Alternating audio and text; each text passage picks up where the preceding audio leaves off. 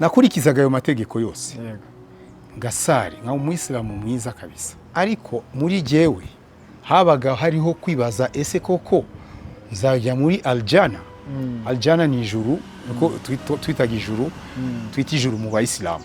None aho bibaga heza bigukuraho nuko bakubwira yuko ku munsi w'imperuka aho ni muri Korani Imana izazana iminzani, urumva koko uzuzuza ibyiza bizaremera kuruta ibibi.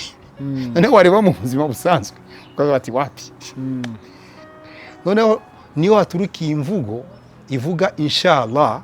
Iyo umuntu akubajije ngo urumva uzajya mu ijuru, inshallah bisobanura Imana nibishaka. Kije bamubwiye ngo abumva bashaka ukizwa kwizera Yesu nibaze, nanjye nari nakozwe ku mutima ndagenda ubutaye idini. Bambwira ngo subiremo amagambo, nanjye ndayasubiramo. Yesu ndagukeneye, sinyibuka amagambo navuze, ariko icyo nzi nuko nukuri natahanye ikintu gishasha. Icyabinyeretse n'umuriro numvaga n'inyota y'ibintu bya Yesu, kintu ntari mfite vraiment. Ni inyota no gukunda ibintu bya Yesu numvaga byari bishasha, sinigeze mbimenya. Nagiraga icyaha cyari cyambase kitwa kwikinisha, ariko nkumva muri jewe harimo gukunda Imana. Ko ndibuka rimwe ndi hirya yo kuri Rafiki, umuhanda wo haruguru, nabwiye Imana niba ubona hari imbere, kuko numvaga kabisa umubiri undemereye, imyaka 18-19 kabisa. Ndabwiye Imana niba ubona hari imbere nza gukoza isoni, bikavuga ngo nasambanye abantu bagasuzugura izina rya kubera jewe, ubu ngubu numva ameze neza, wankuraho ngapfa. Icyo cyifuzo warakigize? Cyangwa napfuye mpindura ikiremba. Mu Baheburayo igice cya 10 umurongo wa 10 yego baratubwira ngo igitambo cya Yesu cyatwejeje rimwe ngo bibe bihagije iteka. Impamvu rero twezwa n'igitambo cya Yesu nuko umwuka wera hamya yuko twebwe tudashobora kwiyeza. Icyo ni kimwe. Icya kabiri nuko no muri ubu buzima busanzwe kwezwa duheshwa nuko intekerezo zacu zavuguruwe n'ijambo ry'Imana.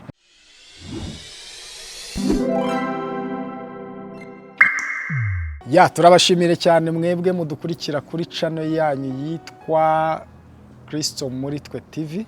Imana ibaha umugisha cyane abadukurikiye bari mu Rwanda, abari muri Amerika, abari mu Burayi ndetse no mu bindi bihugu bitandukanye. Niba utarakora subscribe yikore, kanda aho hantu ureba h'umukara cyangwa se h'umutuku ku Barundi, cyangwa avuga igifaransa ni s'abonner, ukande like, sharing ibiganiro byacu. Twatangiye ibiganiro bishya kandi ibiganiro byiza cyane by'urugendo rwo kwizera kwa Kristo. Tubashimira mwebwe rero, Imana ibaha umugisha mu izina rikomeye rya Yesu. Reka murabona imbere yanyu hari umugabo mwiza cyane, umusaza mwiza cyane, umukozi w'Imana yitwa, reka ne kumuvuga, ni mukuru nawe yivuge. Karibu sana kuri channel yacu Kristo muri twe TV. Murakoze cyane, nkuko abivuze, reka mbibwire, nitwa Ndayisenga Gadi, nkaba ndumugabo, ndubatse, umugabo w'umugore umwe, uzira wa kabiri, nkaba afite n'abana 3, umukobwa umwe w'imfura n'abahungu 2 b'impanga. Nkaba ndi umwana w'Imana, ndiheshejwe no kwizera Yesu Kristo, kwizera ubutumwa bwe buvuga urupfu rwe rwatumye tubabarirwa, ukanavuga ibyo kuzuka kwe kwatumye dutsindishirizwa tukaba intungane ku Mana. Amen. Yes, twakira Gadi, umukozi w'Imana. Imana imuha umugisha cyane kubana natwe, wakoze kwitabira ubutumire. Umeze ute? Ndaho meze neza. Umuryango umeze neza? Umuryango urakomeye, natwe turakomeye. Yego. Turaho tumeze neza, kandi nubwo wanyise umusaza urabona ndacyari n'umujene.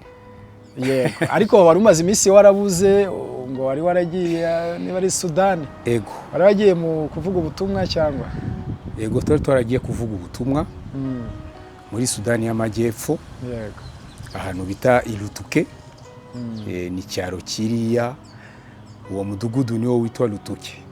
Abantu baho bari kumva ubutumwa bwiza barabwumva ariko navuga ngo ntiburakora muri bo. Yego. Nk'ababibyi rero iyo nararibonye turayizi si igihe utereye imbuto aba ari cyo gihe imerera. Rero natwe twarabibye turategereje yuko imvura yitwa Mwuka Wera ayuhira ikabasha gukura. Uri muri Sudani nize ngorane wahuye nazo zishobora kuba zarakubangamiye mu kubwiriza ubutumwa bwiza? Mukuri mu mwuka ntazihari ariko mu mubiri zari zihari. Nizo nabazaga mu mubiri. Twahuye n'abantu bitewe n'ubuzima bugoye barimo byabagoye kumva ubutumwa. Burimo inzara, kuba batarize kugira ngo babashe kumva amagambo amwe namwe. Bigasaba rero gukora aho bwabaga mu mvugo kugira ngo abo bantu babashe kukumva. Icyo ni ikintu cya kabiri. Indi shonje buriya ntabwo yumva. Kubera ko Gadi nkumenyereye ku maradiyo wigisha ubutumwa bwiza n'abandi bapasiteri, ubwabyo ubutumwa wigisha biranagoye cyane ko n'abasanzwe nk'abanyarwanda babwumva. Yego. Abantu nk'abo mwabashoboye mute kugira ngo babashe kumva? Twarabubabwiye duhereye mu buzima busanzwe kuko nicyo kintu bashoboraga gufata. Yego. Tukabaza nk'umubyeyi, ese nk'umwana wawe wabyaye urumva hari kosa yakora ryatuma umuvutsa ubuzima? Atoya. None Imana yakuremye igukunda, wumva ariko ariyo yakubahuka gushaka kwihekura? Urabona iyo mubwiriza abantu ubutumwa bwiza hari ababa basanzwe bafite imyizerere ya Gikristo ariko wenda idasobanutse. Nk'abo hari iyindi myizerere mwabasanganye? Ntayo. Urumva twagiye mu cyaro navuga cy'igihumbi na 300 cyangwa n'igihumbi cyo mu Rwanda. Uravuga umwaka barimo kubaho. Barimo kubaho umwaka apana imyaka y'abantu bo mu mujyi bo mu gihe cy'imyaka y'igihumbi. Abantu bo mu cyaro cy'imyaka y'igihumbi. Icyo kintu uracyumva? Niko abo bantu bameze. Abo bantu bagira telefone? Nta telefone bagira. Ibaze inshuti yacu imwe twagarutse mu Rwanda iratubwira ngo nimugaruka muzaze munguriye isabuni. Isabuni iyi ngiyi tugura hariya n'amafaranga ni 150. Iyi sabuni 150 ngo tuyimugurire tuyimucire. Yego. Ariko Gadi ko numva uvuga ikinyarwanda ariko kitatomoye neza, waba ukomoka he? Ubundi navukiye i Burundi. Ikibazo rero nuko niyo ngiye ni Burundi bambaza niba ndi umunyarwanda. N'abandi mu Rwanda bakambaza niba ndi umurundi. Wankuyeho yambwiye ngo ushaka kuba uri n'umunyamurenge. Ariko mukuri navukiye i Burundi. Yego. Niho nigiye. Niho nakuriye, natashe mu Rwanda 94 z'ukwezi kwa 8. Imana ishimwe cyane. So twagutumiye kugira ngo udusangize urugendo rwawe rwa Gikristo, tunashimira Imana yakurinze muri urwo rugendo wagize rw'ivugabutumwa. Ndibaza ko uzasubirayo kureba niba imbuto mu kwezi kwa mbere wabibye yarameze ukongera ukabiba n'izindi. Hari ahantu Bibiri ivuga ngo Apolo yateye imbuto, Paulo yateye imbuto hanyuma Apolo arazuhira. Ndibaza ko muzasubirayo kuhira hamwe nabo mwari mwajyanye, kandi Imana ibashyigikire n'abatwumva nabo. Unigadi umukozi w'Imana benshi muramuzi, mumushyigikire kugira ngo izo ngendo zitandukanye agira bizagende neza mu izina rya Yesu. Amen. Hanyuma ndashaka udusangize ubuhamya nk'uko mbizi neza ko hari ubuhamya ufite utangira kumenya ibintu bijyanye n'amadini, ni irihe dini wamenye mbere? ahubwo nisanzemo ubundi izina ryanjye kavukire yego ni Ndayisenga Twaha. byumvikana yuko navutse ndi umuyisilamu. Data yari umuyisilamu yitwaga Shabani. Mama nawe yashakanye na data ari umugatolika, ariko kubera umugabo nawe yinjira idini. Urumva navutse ababyeyi bombi ari abayisilamu. yego mu gukura kwanjye nize bisanzwe, ariko ntabwo nabashije gusoma amasomo ya Korowani kuko sinabanye na data cyane. Baje gutandukana na mama, njyana na mama. Ubwo rero nagumye ndi umuyisilamu, yego ngasari, nkakurikiza imihango mu bwana bwanjye. Mu myaka 13 nibwo natangiye kwiriza ukwezi kose, nkuriraho kugeza ku myaka 16. ibyo kwiyiriza ukwezi kose ni mwezi Ramazani? Ni mwezi Ramazani, yego nibwo biyiriza ukwezi kose. Rero ngeze mu mwaka wa 4, ubwo mama yari amaze gushakana n'undi mugabo w'umuzungu. yego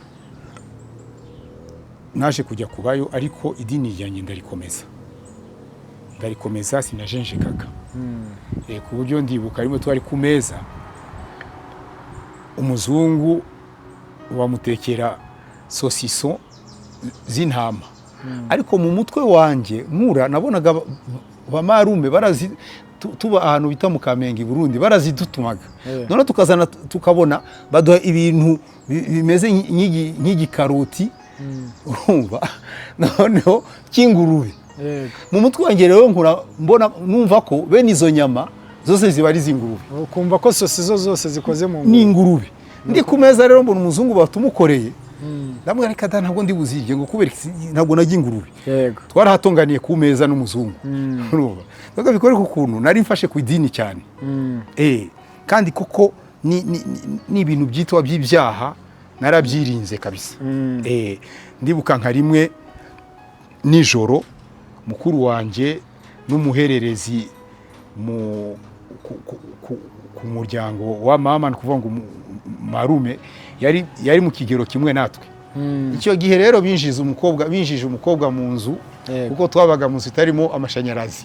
Bamwinjiza mu cyumba ajyamayo, noneho tugiye kuryama kuko ntibamenye ko hinjiye umushyitsi. Bamurayeho nijoro. Ngenda babwira ngo sasa ntabwo najya gusarisa 11 naryamye nkora ibyo, munyihera ishuka yanjye mwe mukora ibyo mukora hari. yego ndi umuyisilamu. Ari naho nshaka kubwirira abarokore, ntimwibeshe yuko kudakora ibyaha ari byo bisobanura gukizwa.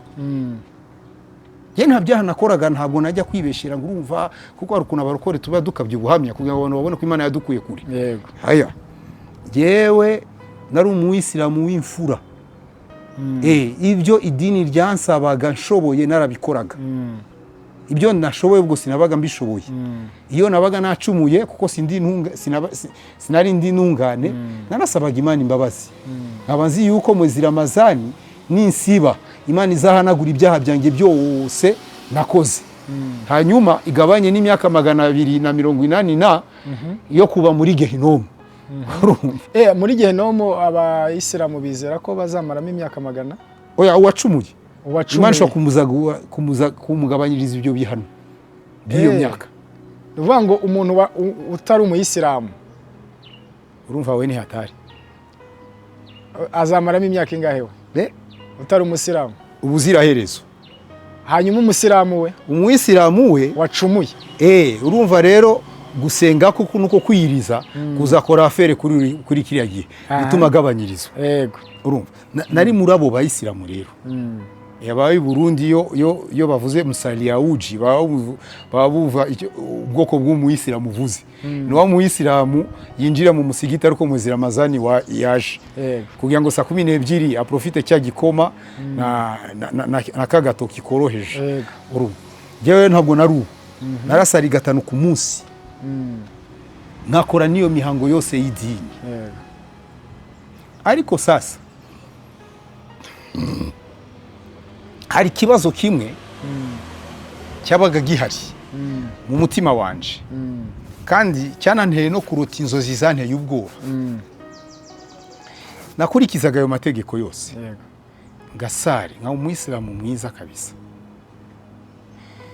ariko muri jyewe habaga hariho kwibaza, ese koko nzajya muri aljana?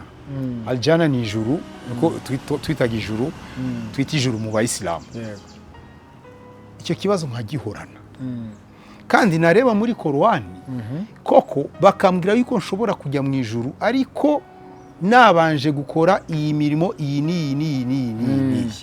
Noneho aho bibaga heza bigukuraho nuko bakubwira yuko ku munsi w'imperuka, aho ni muri Korani, Imana izazana iminzani yego, ipime ibyiza wakoze n'ibibi wakoze. Ibibi nibiremera ubwo urabyumva nawe, ni ku munzani. none umuntu agahita yibaza, kandi si umuntu yibaza, buriya ni umutimanama we umubaza, we akabyumva mu bwenge bwiwe nk'aho arimo gutekereza. None ikibazo none urumva koko uzuzuza ibyiza bizaremera kuruta ibibi? Noneho wareba mu buzima busanzwe ukavuga bati wapi? Noneho niyo haturukiye imvugo ivuga inshallah. Iyo umuntu akubajije ngo urumva uzajya mu ijuru, inshallah bisobanura Imana nibishaka. Nta muntu mwese amashobora guhama yuko azajya mu ijuru gutya. Iryo jambo rivuga Imana nibishaka. Imana nibishaka. Uzajya mu ijuru Imana nibishaka. Yego. Naho twabaga. Udivuga urova gukora imirimo myiza, burya hari biba bisunikwa n'ihungabana yo kubura ijuru. Bize ku buryo umuntu aba motivation ayikura he? Mu bwoba. Bivuga ngo ari gukora imirimo myiza ariko ubwoba bwo kutarimbuka ujya mu muriro. Kandi ibyo ni mu nguni zose, nk'ubu kugira ngo bubahishe umugabo mu idini, babwira umugore ko ijuru rye riri munsi y'ibirenge by'umugabo we. Burya nuvuga ngo mu kumwubaha nk'umugabo, ibyo bikavunjwamo kubona ijuru. Uruva mu nguni zose ni ubwoba. Si urukundo ruba ruhata umuntu, ni ubwoba. Ufite ntaho bitandukaniye n'ubucuruzi. Imana ndayiha ibikorwa byiza, ngerageza uko nshoboye, izanyishyura ijuru. Uko rero niko twumvaga turi muri Isilamu. Rimwe rero 1993, ubwo nari ndi ingimbi, nari mu teenager. Mukuru wanjye yigaga iruhande y'urusengero, ku buryo kugera ku rusengero uvuye ku ishuri iwabo kwari kwambuka umuhanda nk'ahangaha. Urumva rero ingoma z'imiziki zabasangaga ku ishuri. Rero nawe ko twari mu kigero kimwe, akumva vema ako kaziki ntikamucika. Avuga ngo reka nubwo biririmba Yesu, ariko reka ngiye kwiyumvira. Ako byampinduraho. Rero amara iminsi ajyayo kubita umuziki. Sasa rero yakundaga n'udukobwa twiza, akanezezwa no kubona udukobwa twiza aho ngaho. Urumva agakurikira n'indirimbo n'ibiki. Amara iminsi atangira gufatwa buhoro. Noneho rimwe arambwira ngo ariko waje tukajya twiyumvira umuziki, ariko yongeraho n'utwo tuntu tw'abakobwa. Ndavuga no, nta kibazo, reka tugende kujya twiyumvira. Tujyayo rimwe, dusubirayo bwa kabiri. Ariko ndimo kwicara numva ijambo ry'Imana, kameme numva bavuga ibintu bitandukanye n'ibyo numva muri Isilamu. Noneho bavuga uburyo abantu ari abanyabyaha, nanjye nkiyumvamo. Uzi rero ko bidashobora kurangira batavuga ko Yesu ari we ukiza. Imana niyo, Yesu niwe waje kudukiza ibyaha. Urumva numva uwo muntu ukiza ibyaha nanjye mukeneye, kuko bari bamaze kunyereka ko ndi umunyabyaha nyine, kandi nubwo utabimbwiriza ibihembwo by'icyaha zikora urupfu. urumva na Islam irabyigiye nzapfa kandi nanjye numvaga nyine ibyaha ndabifite urabibona ariko kintu tutabwiye muri Islam numvise aho nuko Yesu akiza ibyaha niko nizeye sinarinze uburyo babigenza uburyo banyeretse nibwo nanjye nakurikije bamubwiye ngo abumva bashaka ukizwa kwizera Yesu nibaze nanjye nari nakozwe ku mutima ndagenda ubutaye idini ambwira ngo subiremo amagambo nanjye ndayasubiramo Yesu ndagukeneye sinyibuka amagambo navuze ariko icyo nzi nuko nukuri natahanye ikintu gishasha icyabinyeretse nuko n'umuriro numvaga n'inyota y'ibintu bya Yesu kintu ntari mfite vraiment ni inyota no gukunda ibintu bya Yesu numvaga byari bishasha sinigeze mbimenya ku buryo icyo serire najyaga guteraniramo nubona ko nakirije muri Vivante serire najyagamo yari ya Pentecote y'u Burundi iyo twita ino ADPR sepebu aha ndabona i Burundi barabwirije ndahazi urumva niyo nateraniragamo urazi sepebu yo muri 1993 cyane yo kundahangwa hariya ni ubukristo bugomba no kugaragara ku mubiri rero nigiriraga penki njya muri serire umuvuga butumwa yigisha cyanze kivuga ngo abasize abagore babo abana babo imirima yabo bazagorerwa 100% bahabwe n'ubugingo urumva noneho we amaze kumbona abona afite penki niba navuga yongeye ku cyanditswe ngo n'abaretse amapenki ngo nabo bazagorerwa 100%. Nagarutse umunsi ukurikiraho wawikoyeho nakuyeho ibaze no kubwira n'umukwaferi yambaje niba ari bunconga ndamubwira ko yabyihorere mbitewe n'iki suko mbitewe nuko numvaga nkunze Yesu icyo yansaba cyose nakimuha naba ndi mu rugo ndigenye ngafata ibihe byo gusenga nkaririmba indirimbo yo mu gitabo baririmbaga muri iyo serire nkumva ngiye ahantu numvise ibintu reka mbyite gutyo numvise ibintu siziko nabisobanura ariko ndumva ubu ngubu nabyita kubaho kw'Imana kuva hari ukuntu ikwegera ukumva hari ikirere urimo kidasanzwe nuko rero nagiye mu idini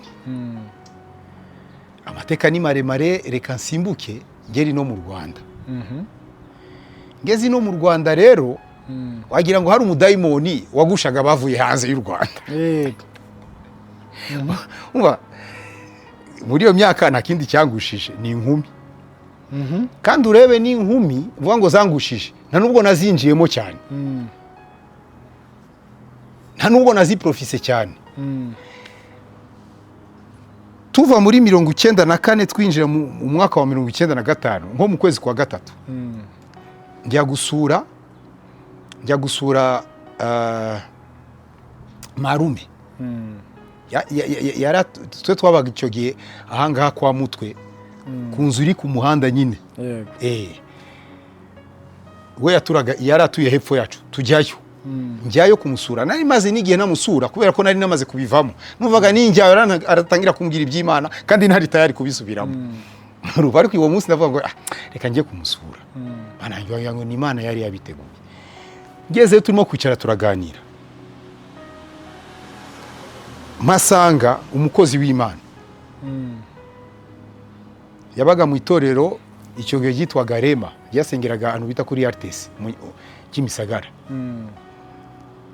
turaganira Mukamarume rero aramubwira ngo nawe ni umwishwa wanjye yarakijijwe ariko aza kugwa uruva duhura rero nabo bavuga butumwa bo muri Kongo bagishyushye none muri icyo gihe waguye mu nkumi warakomeje ujya mu rusengero cyangwa waranabyihorera reka oya sinzi kugira imwe ebyiri ndibuka n'igihe nari maze gukizwa hari umukobwa yari yarantwaye umutima nigaga icyo gihe kuri ETM hano kwa Gasasiro urabona ya mashoro biteganye hasa umukobwa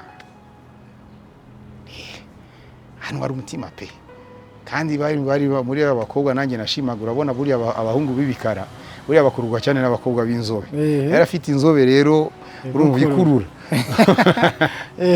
arantwara noneho twataha saa sita tugatahana inzira yajyaga ku rusengero yanyuraga iwabo noneho manyuze rimwe mvuye ku rusengero turahura turaganira urumva twahagaze imbere y'iwabo imbere ho gato turaganira aramperekeza kubera kugotwa cyane nanjye ndamuherekeza duhera mu nzira duherekeza tugaruka noneho muherekeza nagiye mufata mu mbavu gutya mwene data Moridekayi hano mu maguru naratitiye nitizwa n'ikintu kivuga ngo ubundi ibyo ntabwo ari ibyawe ndatitira mumeka nk'imbogo ivuye kwirukansa umuntu ntashe nafashe umwanzuro ibi bintu kuko uyu mukobwa amaze kumukunda rero ngiye gusezera bene data ngiye kubahamagara mbabwire yuko binaniye ntabwo nabibangikanya nisubiriye mu isi uko kandi koko tuvuye ku rusengero nabyo bene data ndabakeneye ari ijambo ushaka kubabwira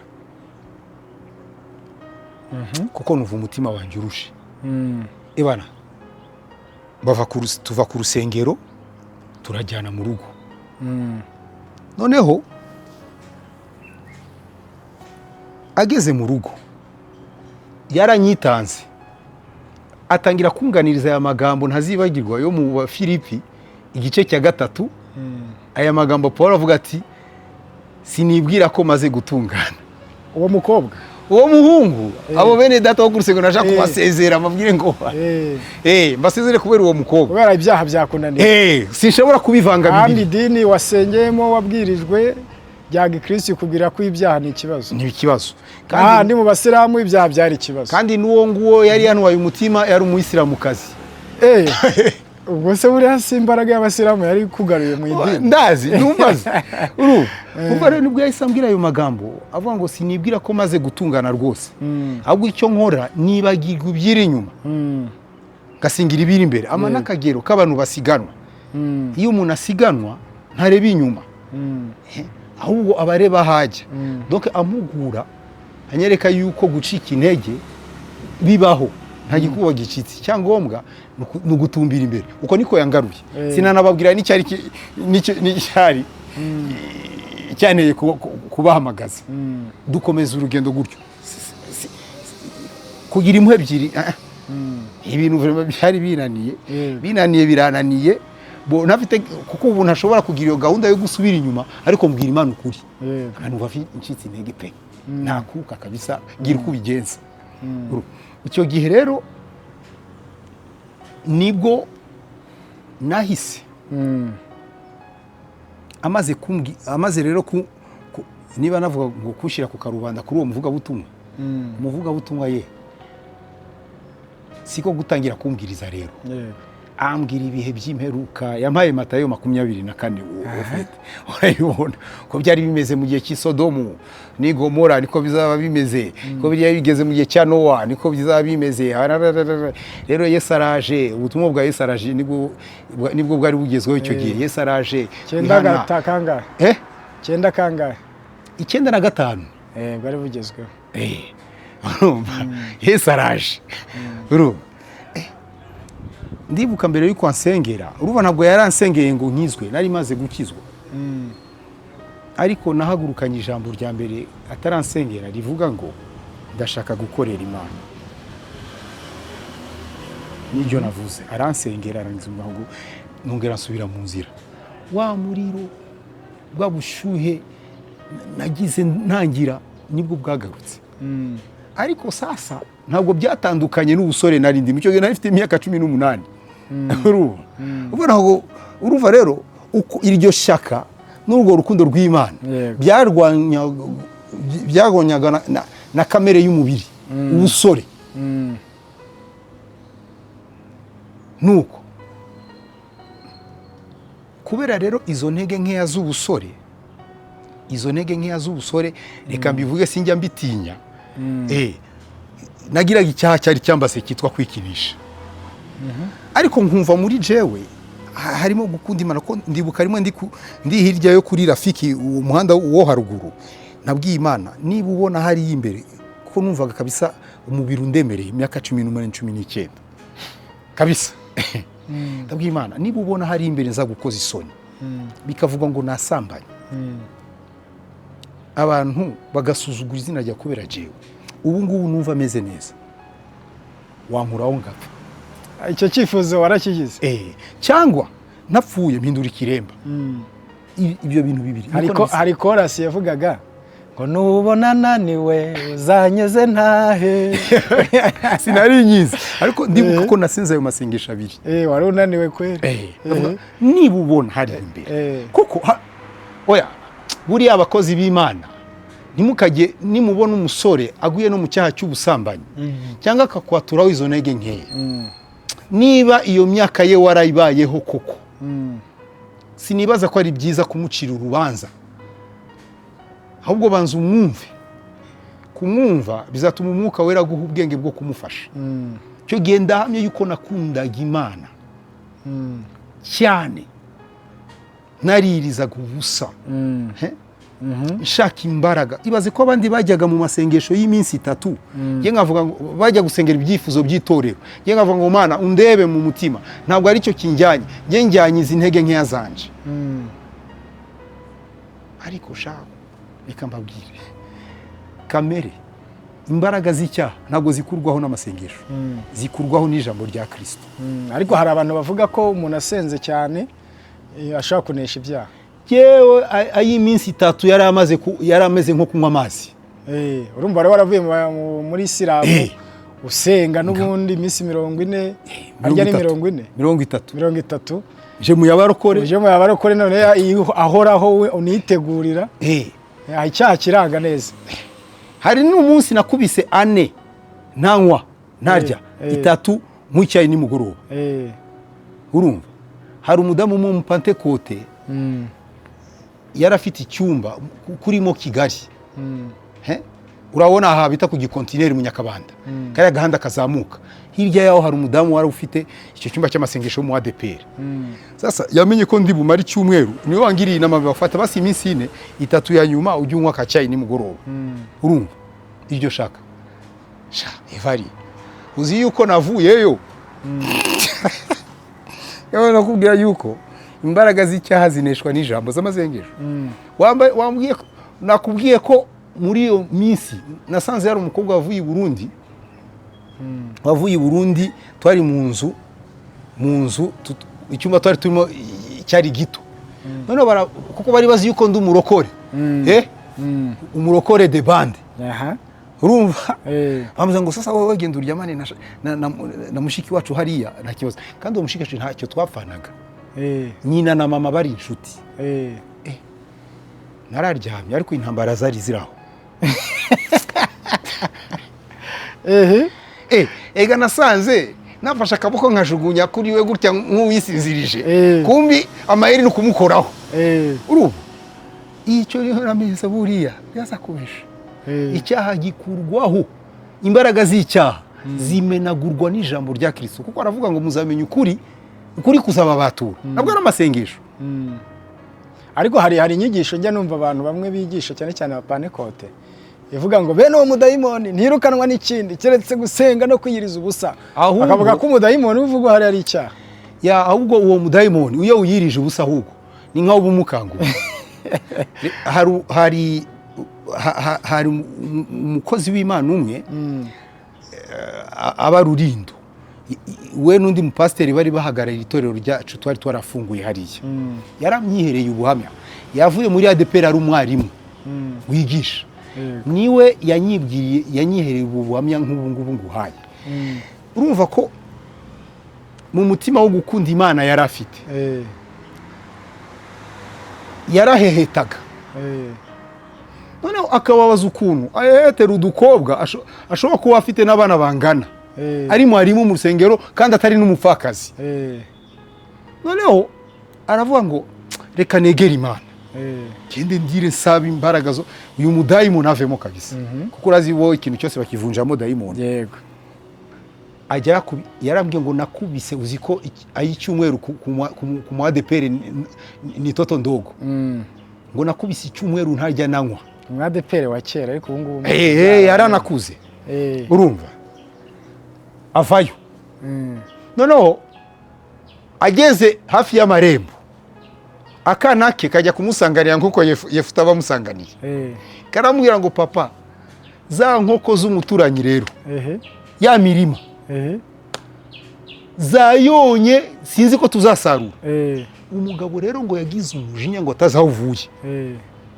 None arambwira ngo nabanje kwanza kugira mu rugo nsukamo agakoma kugira ngo mbone imbaraga. Avayo ngo yagiye kuri uwo muturanyi ngo afite ngo ubwenge bwe bwagarutse barimo kubakiranura bose barimo guhumeka.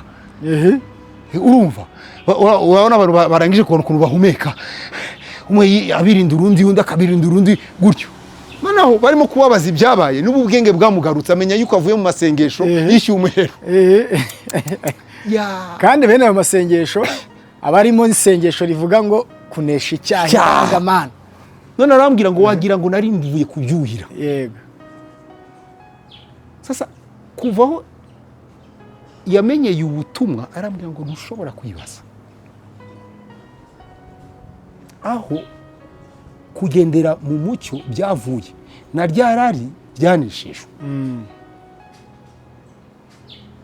Icyo gihe rero nanjye nabitekeza iminsi ine ntacyo nshize mu nda, iminsi 3 nk'icyayi, none birangiye bimeze uko. Ariko ubwo iryo jambo ngo muzamenye ukuri kuzabatura ntacyo ryari rimbwiye, ntiryaje no mu bitekerezo. Dukomeza urugendo mu rugendo rwanjye rwose. Iyo ni intambara nagiye ndwana. Noneho bikubitiraho aho niho naje kugira gutya nzibaza ibi bintu se byo nibijima. Itorero nari ndimo aho ngaho Kimisagara ebana barashwanye apfa amafaranga. Polisi military police niyo yaje gukinga urusengero. Bo wambyaye mu gakiza wanderaga nawe yahise yigwira yigira mu isi. Umva asize uruhinja n'uruhinja naho warusize nabo rusamba. Ariko muri jewe hanzamwe reka ngira ngo n'umwuka wera, ni igitekerezo cy'umwuka cyaje kimbwira ngo numva ntekereje muri jewe ngo nta muntu nkwamamagaye. Niba wambyaje ubutumwa yaguye si cyo gisobanura nanjye cyo gusubira inyuma. Ndakomeza aho ni 9 na kangahe na 6. Iyo 9 na 6 nyine Rema irongera irafunguka. Noneho ntibapfuye amafaranga gusa, bapfuye ibyubahiro. Bamwe ngo umwe agiye kutwiba urusengero. Abo n'abakongomani bavuye n'abanyarwanda n'abakongomani bavuye muri Kongo. Urumva itorero Rema nibo barifunguje. None bakavuga ngo umunyarwanda ashaka kuri banyaga. Bibi imvururu, polisi niyo yaje gukiranura. Noneho barafungura. Uwo muyobozi atandukana n'abagenda afunguza itorero muri indi zina. Najyo ndibamo nabyo birangira nabi. Ko twari tumaze guteraho agatambwe imbere mu gakiza ntibyadusubije mu isi. Ariko urumva ikintu twita itorero nk'umubyeyi, sibyo ko kiriya gihe nari yitaga itorero, ko uyu munsi sinatinya kuvuga ko ryari idini, ntiryatubuza gukomeza. Yego. Noneho tugeze rero muri 2010.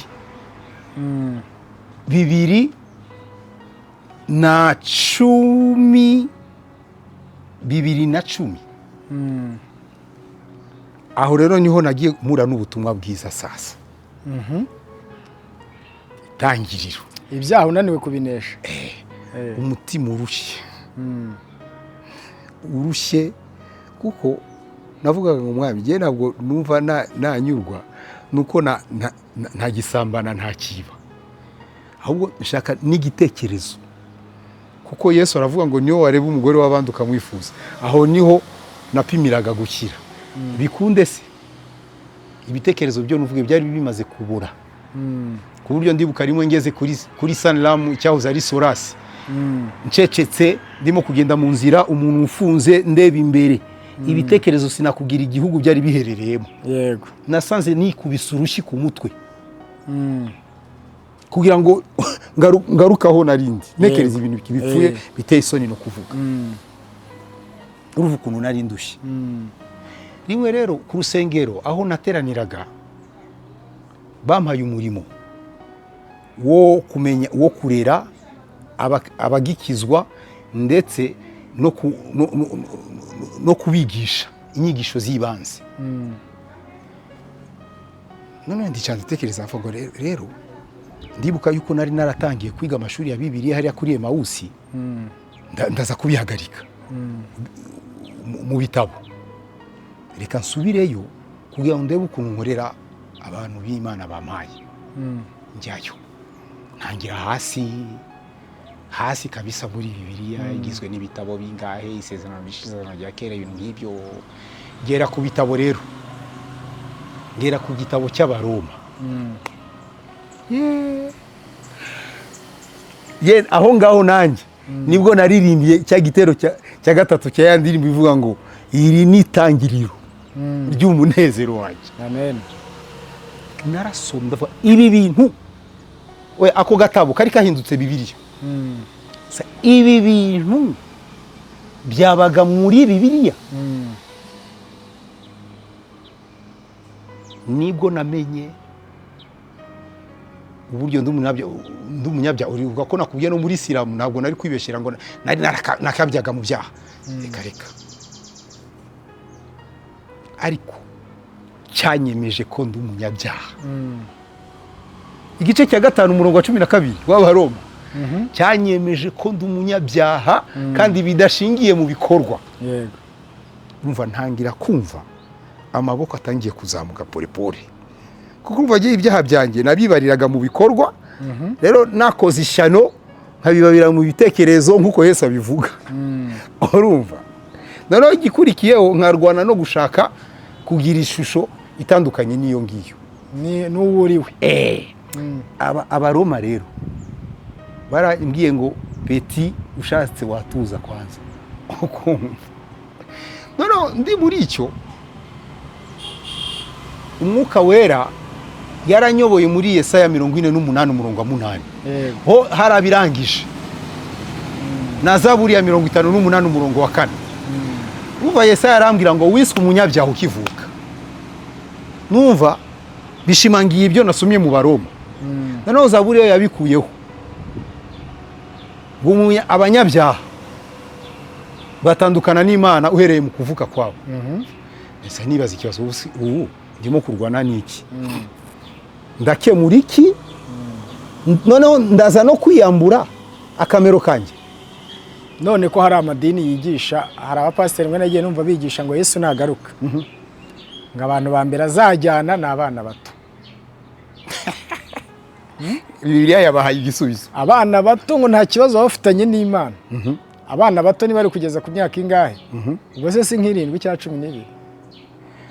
Ubundi umaze gukora, umaze kumenya icyiza n'ikibi, hahandi ushobora kukibuza ukavuga ngo nibujije ikibi.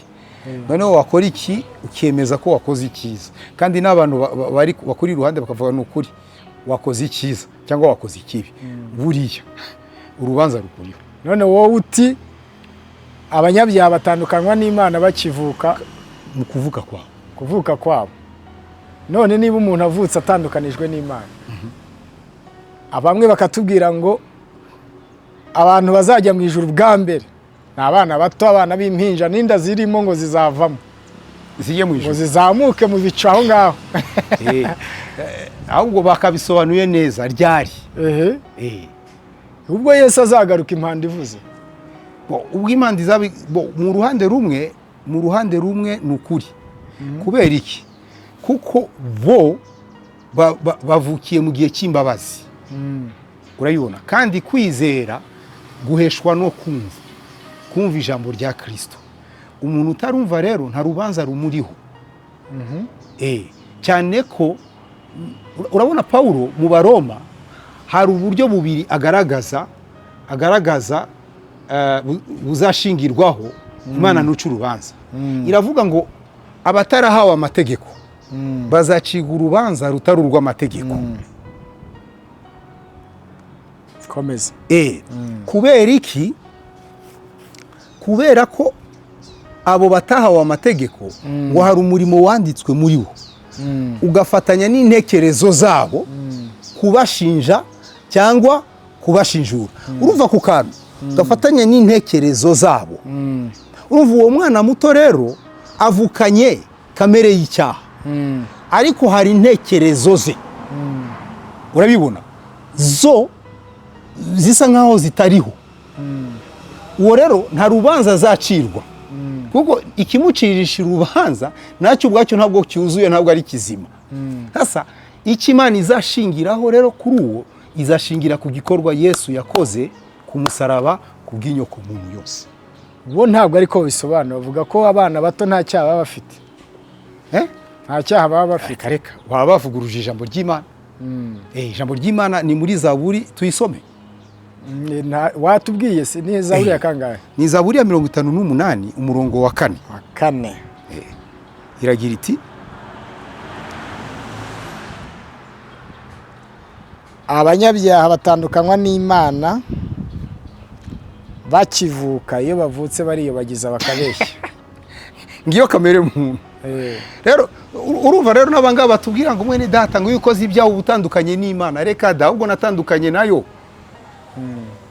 Nkiva mu nda. None se uvuga iki ku cyanditswe kiba mu Bakorino niba ari ibice 7, kiravuga ngo iyo ababyeyi bakijijwe bizera, abana babo abarabera. Ubwo iyo batizera, abana babo baba banduye. Mu ndi mvugo urabona, reka nguhe urugero rwiza rwa Bibiliya mbere yuko ninjira aho. Urazi icyo Yefuta yazize? Bajya kumwirukana, bigasaba kumwinginga cyane kugira ngo ajye kubabera umugaba w'ingabo. Yego. Baramubwiye ngo wowe umwana wa maraya, benese nta mugabane ufite mu bya data.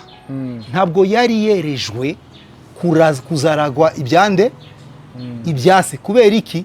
Ntabwo ari umwana w'isezerano, ntabwo ari umwana wubahirije amategeko. Urabibona? Yego. Niyo mpamvu ni muri ubwo buryo, ni muri icyo gitekerezo Pawulo avuga ngo rero muramutse namwe mushakanye bidakurikije amategeko, abana banyu ntabwo bejejwe. Ikinyuranyo rero, niba mwebwe mwarejejwe, mubanye bihuje n'amategeko, n'abana banyu barejejwe, nabera. Amategeko yo kubana n'ayahe? Amategeko umuntu yakuzuza yo kubana n'umuntu bagakora urugo n'ayahe? Ibyo mvuze ngira ngo abanyedini barantera amabuye ibyo ngiye kuvuga. Oya bivuge ntakibazo. Kuri kuvuga ukuri, kuko iyi cano yacu ibereyeho kumvikanisha ukuri. Icya mbere, ikintu cyose mbere yuko kiba umubiri kibanza kuba umwuka. Kuko nibigaragara byabanje kubaho mu bitagaragara. Ijambo ry'Imana niryo ryabikuye mu bitagaragara ribishira mu bigaragara. Urugero, nihabeho. Mvuga ngo icyo kintu kigiye kubaho nabwo cyari gisanzwe kiriho, ariko ubw'Imana ivuze ngo nihabeho, ni ukuvuga kigiye kuva mu bitagaragara, ariko biri mu Mana bigiye kuba mu bigaragara. Yego. Rero no mu rushako rubanza kuba ibitagaragara mbere yuko riba ibigaragara. Kuko umuhungu, urazi Yesu yaravuze ngo ku bw'amagambo yanyu muzatsindishirizwa cyangwa mutsindwe. Amagambo yanyu azabatsindisha cyangwa batsindishe. Kubera iki? Kuko uyavuga uri mu ishyamba, uyavuga uri he, ubu yavuze imbere y'Imana, kuko Imana ibera hose icyarimwe.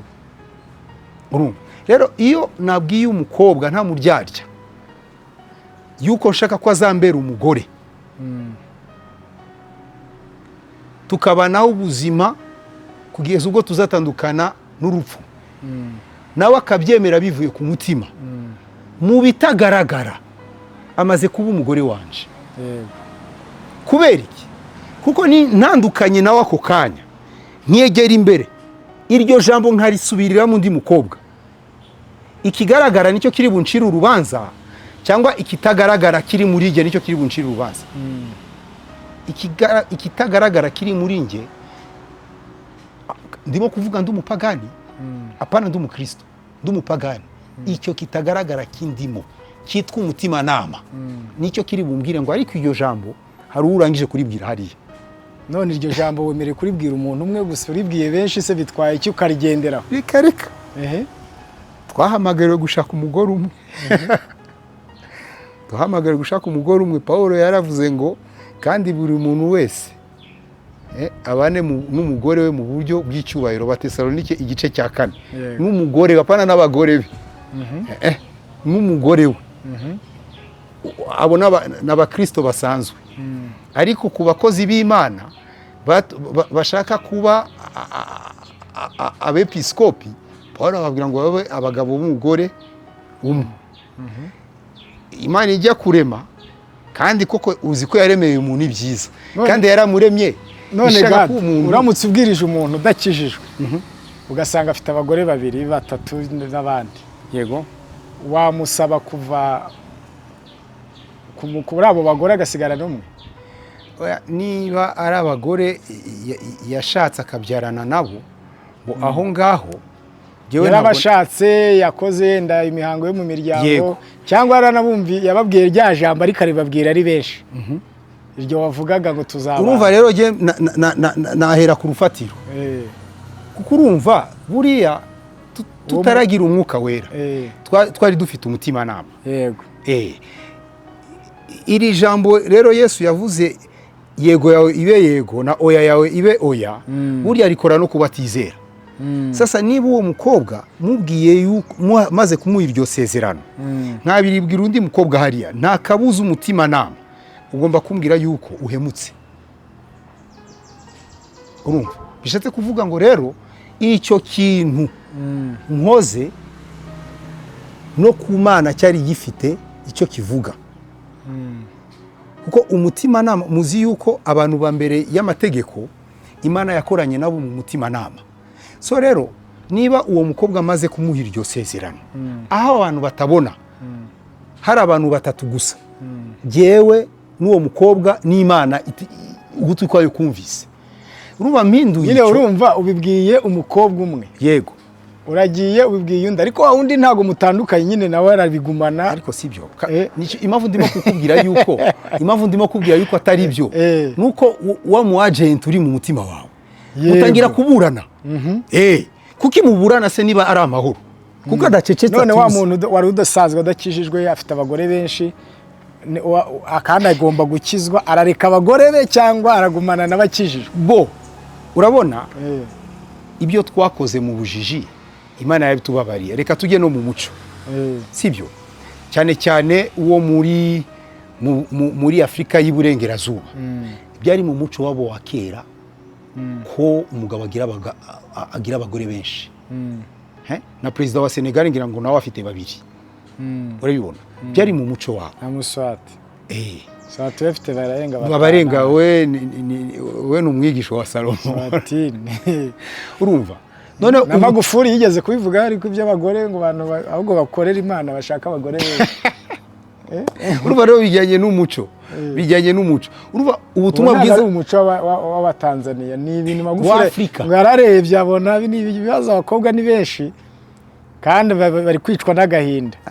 Urabona buriya isi ya Adamu waguye ujye uyitondera, kuko igira ikintu cyayo cyose kigira uruhande rwiza n'uruhande rubi. Hari n'umupasiteri nabonye wigeze guca ku kinyamakuru cyitwa ndakibagiwe, ariko icyo kinyamakuru kizwi cyane cyo mu Rwanda. Uwo mu Bukavu afite abagore niba ari 4 niba ari bangahe, pasiteri muri iryo torero ho bemera ko ushaka abagore benshi, don't worry, nta kibazo. Urabona, reka mfate ibihe bya mbere ya Adamu yo kugwa, nubwo atari birebire, ariko hari pica bitwereka n'isi ya Adamu amaze kugwa. Isi ya Adamu utaragwa, Imana yamuremeye umugore umwe, kandi aramuhaza.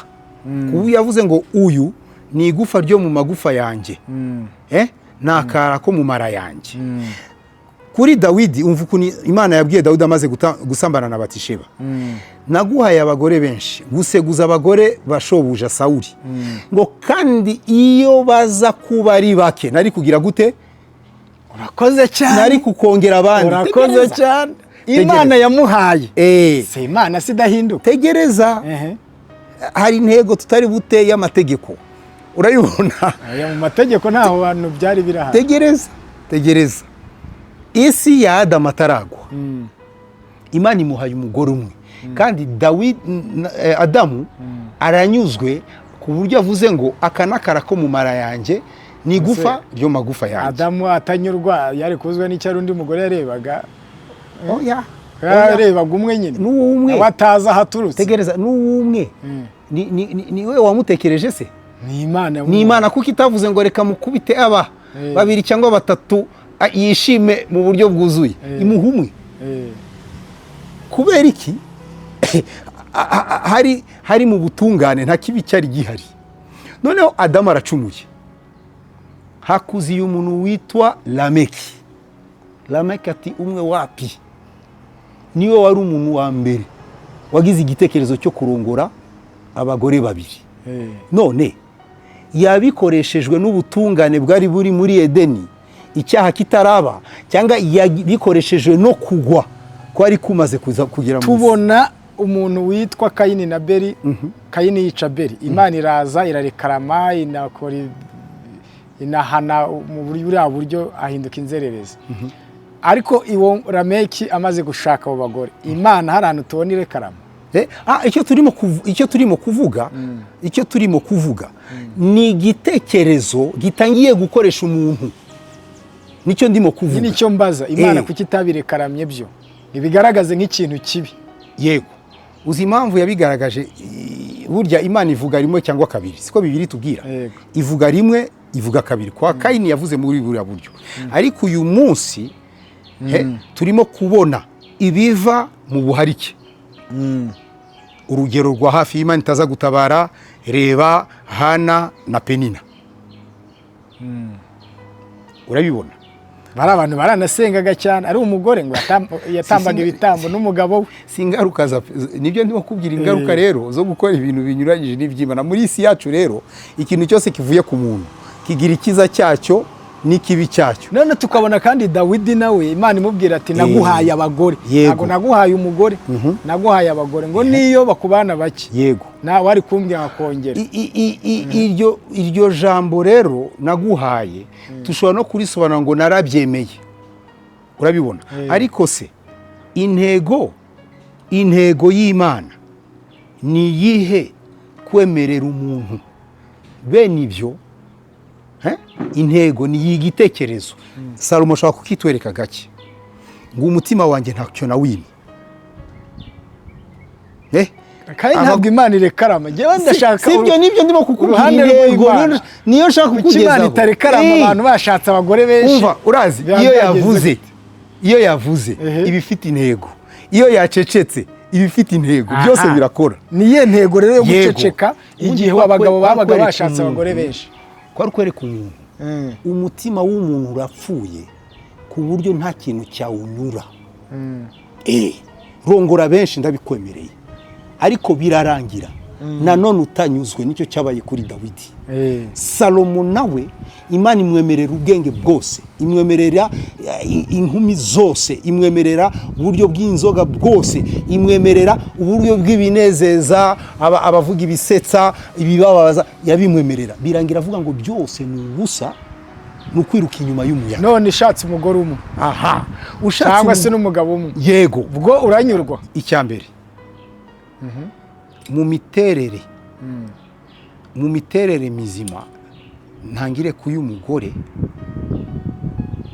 Buriya umugore ni ikiremwa cyaremewe gukundwa. Yego. Kandi urukundo rudasangirwa. Niyo mpamvu rwo kwiharira. Kwihariye uwe. Kandi ibyo ntibisobanura ko bari intungane. Nubwo ndi umunyamafuti, ariko mbi imbere mu gukundwa. uzi ko umugore ukuze n'abana mwabyaranye kumuruta uzi ko afuha, uzi ko abireklama, nyamara we akunze abana mwabyaranye kukurusha akumva yuko ari amahoro. none si yesi ya kamere ya Adamu nyine si cya kibazo cy'icyaha. Nibyo ndimo kubwira, ibya muntu byose byarivanze.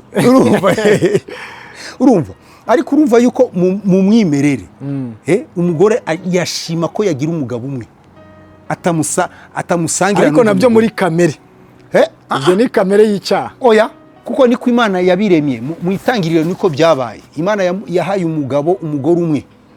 Nibyo mpamvu nakubwiraga, tekereza cyane ku miterere y'ibintu mbere y'icyaha n'imiterere y'ibintu nyuma y'icyaha. Kandi na Yesu ibuka na Yesu yuko bamubajije ikibazo, mu kubasubiza bimusaba ngombwa yuko abasubiza mu itangiriro.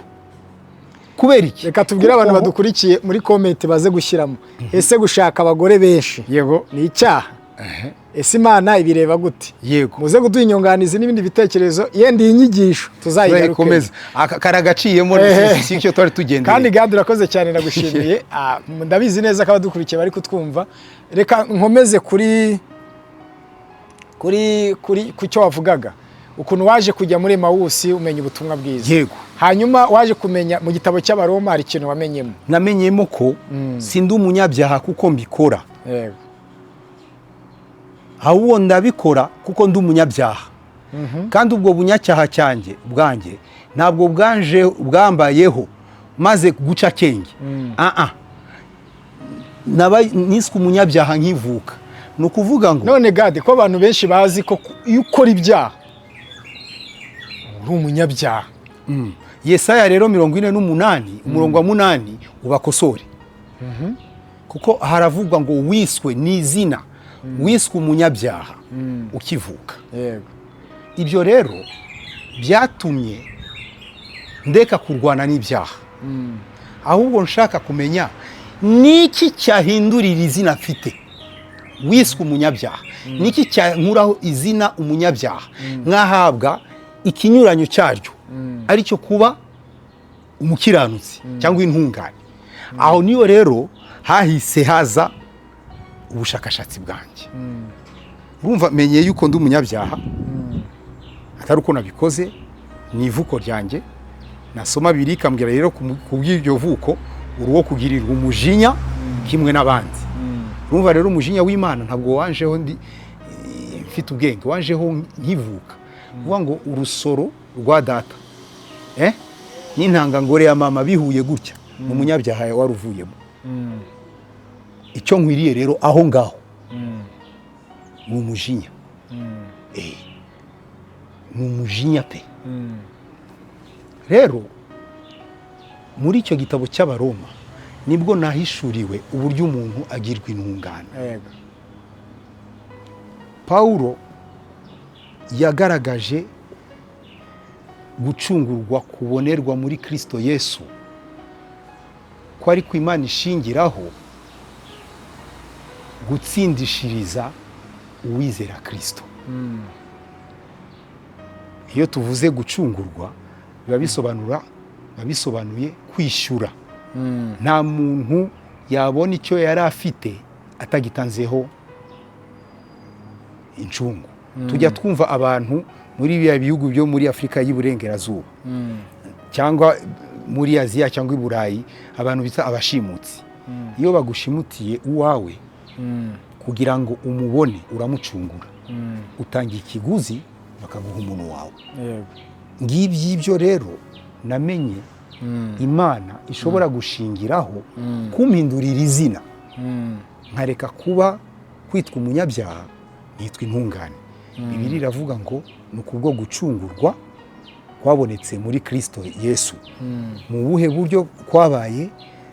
Yesu yapfiriye ibicumuro byacu, niko yatuguze, kugira ngo rero mu ijuru batereho kashe y'iyo ncungu agize. Baramuzuye mu bapfuye, azutse birivuga ngo azukira kugira ngo tube intungane. Ngaho mu muzuko niho iryo zina rya God umunyabyaha ryakuweho ntirikiyongera kwibukwa ahubwo iririho rizwi ni gadi intungane. hanyuma ikibazo rero, bya byifuzo byawe byo kujya mu ijuru byaje kurangira, urasubizwa cyangwa uracyabifite? ahubwo se nanakubwiye uburyo narose nicaye muri iyi sanduku bashinguramo, noneho ku ruhande rwanjye mbona umugabo w'umuzungu w'ibyohana w'umusaza, mu mwuka wanjye natekereje ko ari Imana, noneho ndayibaza nzajya mu ijuru, ati ntuzajyayo. nsari 5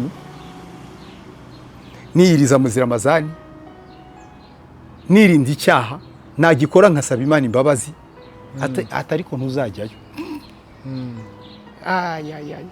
maze gukizwa, wumve Moridekayi, maze gukizwa ndi muri rya shidikanyamana, mfite za ntege nkeya,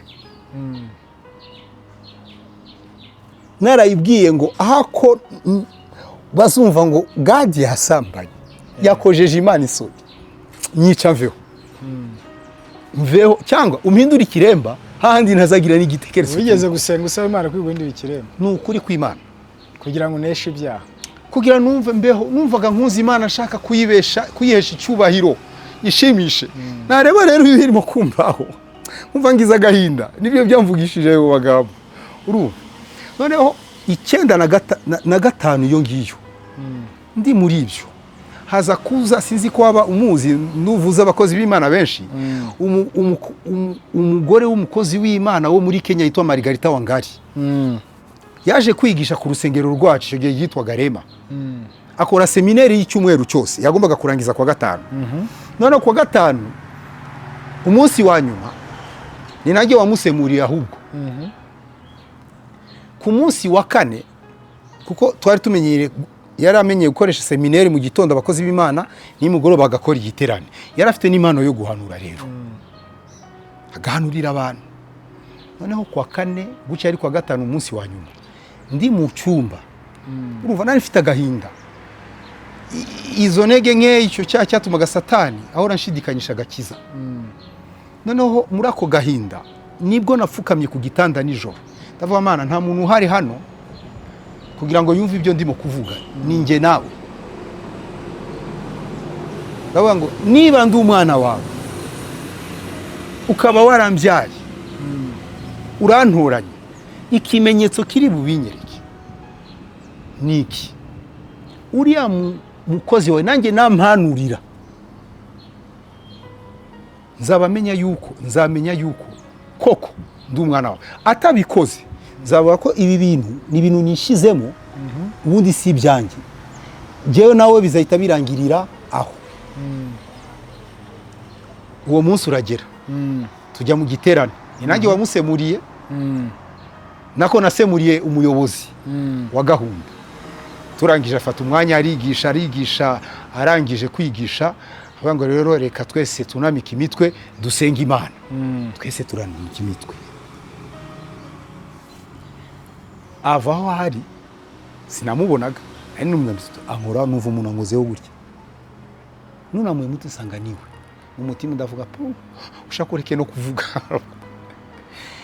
Ngi ijambo rya mbere yasohoye mu kanwa, mbere yuko ambwira ibindi, yavuze ngo mwana wanjye,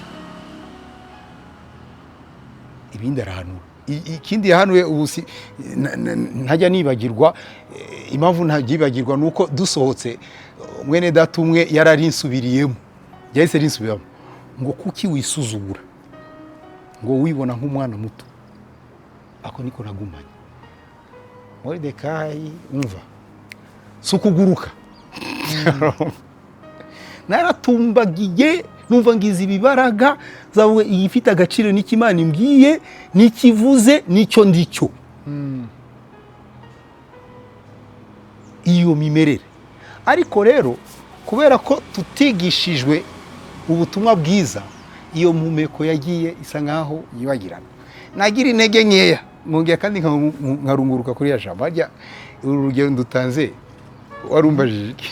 Nari nkubajije ngo ese none ikibazo cy'ibyaha cyaje kurangira? Oya, ubu ngubu nzi yuko nubwo nagira intege nkeya nkacumura ngapfa, iwacu ni mu ijuru. Niwe iwacu. Kubera iki? Kuko niba ntariswe umunyabyaha kuko nabikoze, niko niswe n'umukiranutsi ntacyo nakoze. None ko wabanje kuba mu madini, urumva waranasemuye, wafashe n'inshingano ngo wigisha abanyamubatizo, abigiriye umubatizo, icyo mshaka kubaza, iyo myizerere wabagamo ubona ibura iki kugira ngo abantu bayirimo babe bameze nk'uko nguko umeze? Bo impamvu ni ebyiri. Kuko nabo bavuga Yesu, Impamvu ni bavuga ebyiri. Bibiliya. Ni icyo gituma batamenya uko kuri? Nk'uko nanjye nari nkumenye, akaba ari nakwita impamvu ya mbere. Impamvu ni ebyiri. Impamvu ya mbere ni ubujiji. Ni ubujiji, none bigatuma bagendera mu byo bazi. Urazi Paul avuga ngo ukuri usohoyemo. Injiji haba harimo n'abantu bize basobanutse. Injiji mu butumwa bwiza. Urakoze kandi ahubwo kongeraho kajambo kugira ngo umuntu atumva yuko turi mu bintu. Injiji mu butumwa bwiza. None ibyo azi akabigendamo nta buryarya. Uzi Yesu yavuze ngo ubaye umwizerwa muri bike niwe uzaba umwizerwa mu byinshi. Nukiranirwa mu bike no mu byinshi azakiranirwa.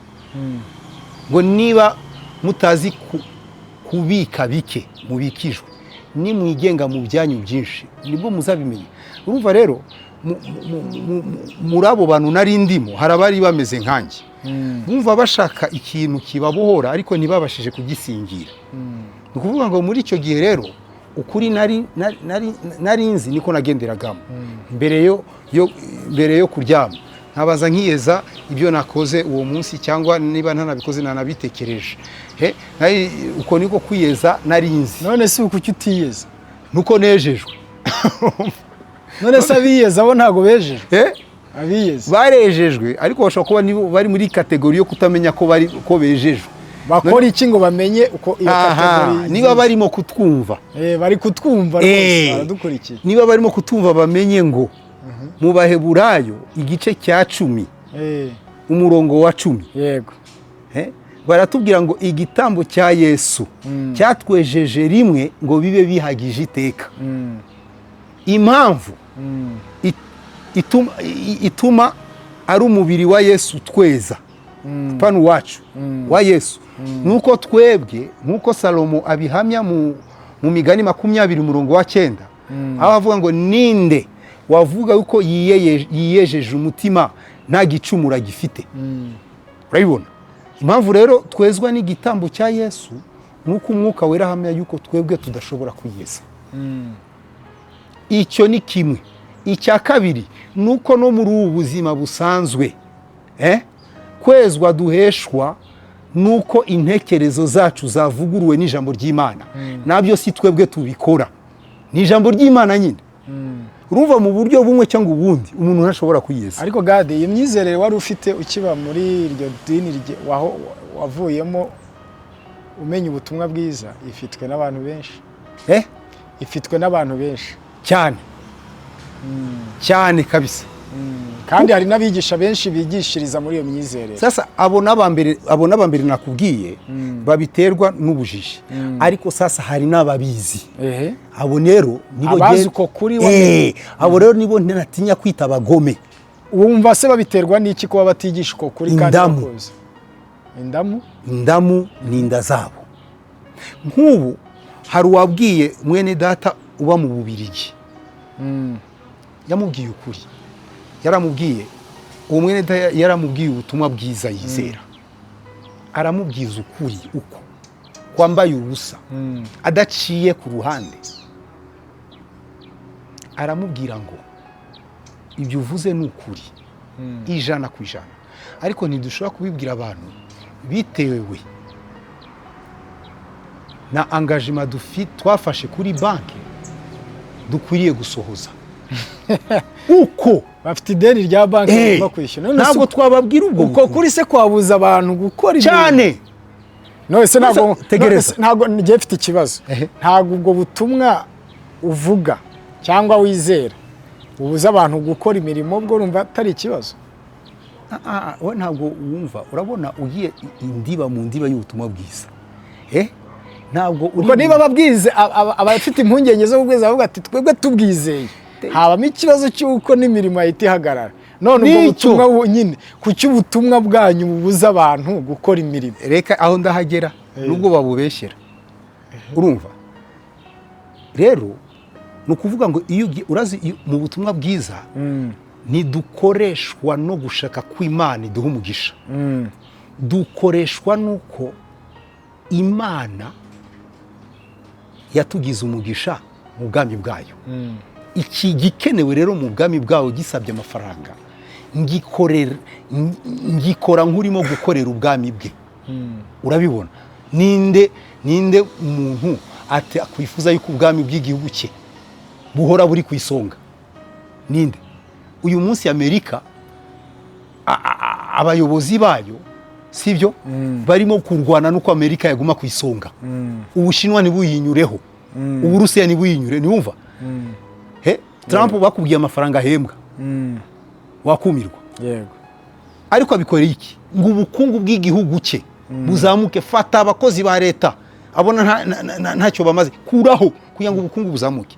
None niba umunyesi atekereza gutyo, jewe God uri mu bwami bw'Imana, nta burimo, nta bukoreramo nk'urimo kwishura ikiguzi cyo kubushirwamo, ahubwo ndimo kubukorera nk'ubwami bwo mu rugo bwa data. Urumva amafaranga azaba ari ikibazo kuyarekura kugira ngo ubwami bwa data bugende imbere.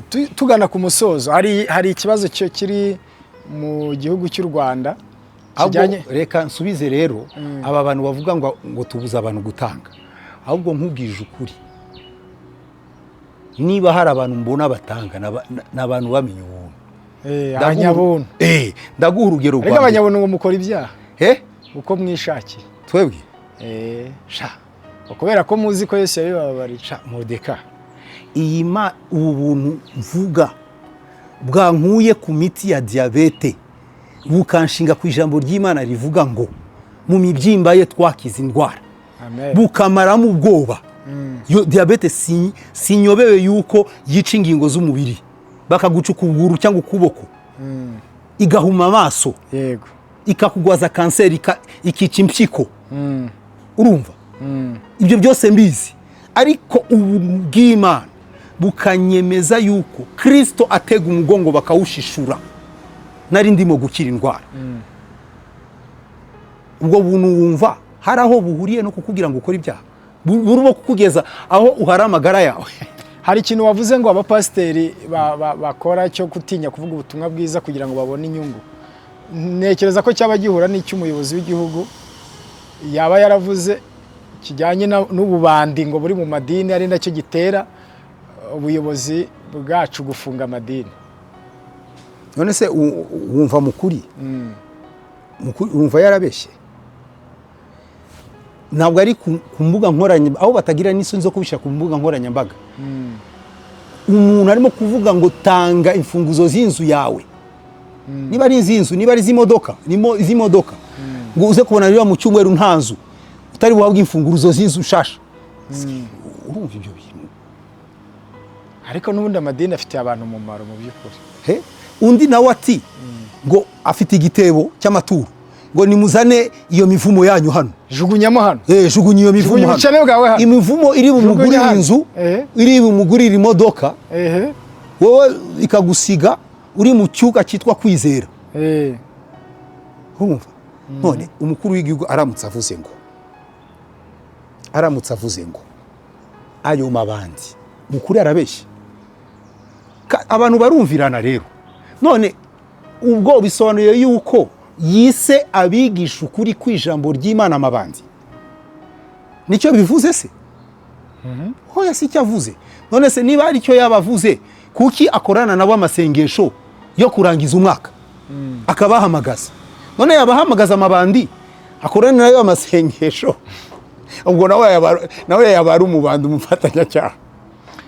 Urakoze cyane, turagushimiye cyane, wakoze kwitabira ubutumire bwacu. Ariko mu ijambo rya nyuma dusoza, nagira ngo ugire ikintu ubwira abantu bataramenya ko ari abakiranutsi kandi bazi ko ari abakristo. yego Kuko hari abantu bazi ngo ni abakristo yewe nicyo kwitwa abana b'Imana nacyo bacyemera, ariko ugasanga ibyiringiro by'ijuru, ibyiringiro by'ubugingo buhoraho nta makuru babifiteho. Ni ba bandi nabo basaba ngo nubona ngiye kunanirwa Mana uzanyice njye mu ijuru, uzampindura ikiremba, uzakura ubuzima bwanjye kugira ngo basi nzajye mu ijuru. Nicyo wabwira abo bantu dusoza? reka mfate ko bavutse ubwa kabiri ariko bakaba batari muri cya gice cy'abagome bazi ukuri ariko bakagupfukiranya. Yego. nashaka kubabwira ngo niba mwarizeye Yesu Kristo nk'umwami n'umukiza w'ubugingo bwanyu, Bibiliya iravuga ngo ntabwo mwabyawe n'inyama n'amaraso, ntimwabyawe n'ubushake bw'umugabo, ntimwabyawe n'ubushake bw'umubiri, ahubwo mwabyawe n'Imana. Noneho mutekereze bavandimwe, Imana ni iki? Icya mbere Yesu yavuze ngo ni umwuka. Imana se irapfa? Ntabwo ipfa. Niba rero warabyawe nawe, menya ngo ufite ubugingo buhoraho. Imana irera. Niba yarakubyaye uruko so ari, nawe urera. Niyo mpamvu Bibiliya ibita abera. Ikibazo nyine bibonaho ibyaha. Rero ayo maso akwereka ibyaha, ndashaka kukubwira ko atari amaso y'umwuka wera. Kuko umwuka wera naza umva icyo azemeza abisi. Bajya no mu madini bakabarondora. Icyo kibarondora rero si umwuka wera. Uretse ndabihamya. Gade uretse. Yego. Uretse icyo kintu cyo kurondorwa mu madini amwe namwe no mu byumba by'amasengero. Reka nkwibarize ikibazo bifari. Kandi gade uzakoza agati ku ntuza. Ndashaka kugakoza. Uzateruye ku karere. None se reka ikintu. Iyo bagiye mu madini haba hari abahanuzi biteguye bahagaze ku muryango bababwira n'ibyaha bakoze n'ibyo bazi n'ibyo batazi. Warangiza ukavuga ko atari umwuka wera kandi ari impano ngo z'umwuka wera. Nta mpano y'umwuka wera urondora abana b'Imana. Bibiliya ivuga iki? Umwuka wera aguhamiriza kurinde Abaroma ko ndi umwana w'Imana. None wose umwuka wera ariko wumva icyahamiriza bisi muri Yohana 16:8 ngo uwo mwuka naza azatsinda abana b'Imana abemeza iby'icyaha. Niko havuga? Yego. Niko havuga? Yohana 15 hari 16:8. Yego. Ngo uwo mwuka naza azatsinda abana b'Imana abemeze ko oya nabisi ntagaraba. Nabisi urakoze. Azatsinda abisi abemeze iby'icyaha.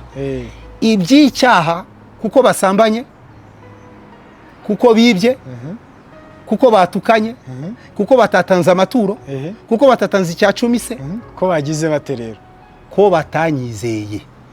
Ngicyo cyaha. Yesu ati icyo nicyo cyaha umwuka wera yemeza abantu cyane. Tekereza abadukurikiye mutubwire. Yesu ati uwizeye afite ubugingo buhoraho, ariko utizera amaze gucirwaho iteka. Ngo kugira ngo umwizera wese atarimbuka. Mu bindi bivugo urimbuka nutamwizera. Ni ukuvuga ngo bari abantu bizera ko barimbuka barondorwa ibyaha kuri wowe. Ntabwo barizera. Uwo mwuka ubarondora. Ntabwo barizera nicyo mbaza. Yego, ntibarizera. Haribo benshi gade. Abo barondorwa?